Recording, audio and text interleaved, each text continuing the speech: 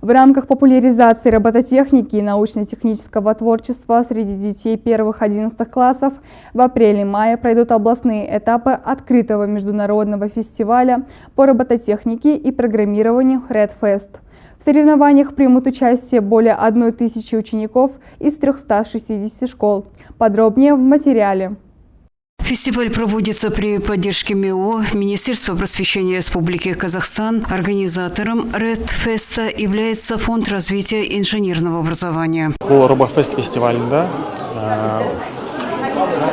На этом фестивале RoboFest при поддержке фонда «Казахстан халқына» при участии нашей компании более 350 школам Казахстана были предоставлены комплекты робототехники бесплатно. В том числе 20 школ Жамбылской области получили эти наборы бесплатно. В основном это сельские школы. Также были переданы школам в моногородах. А сегодня проходят соревнования среди школ, получивших эти комплекты. В настоящее время для осуществления качественного образовательного процесса 362 класса в школах моногородов и сельских районах республики укомплектованы наборами робототехники RED и учебно-методическими материалами НАО имени Алтынсарина. В рамках реализации проекта в большинстве из классов с осени прошлого года проводятся школьные занятия по основам программирования и робототехники.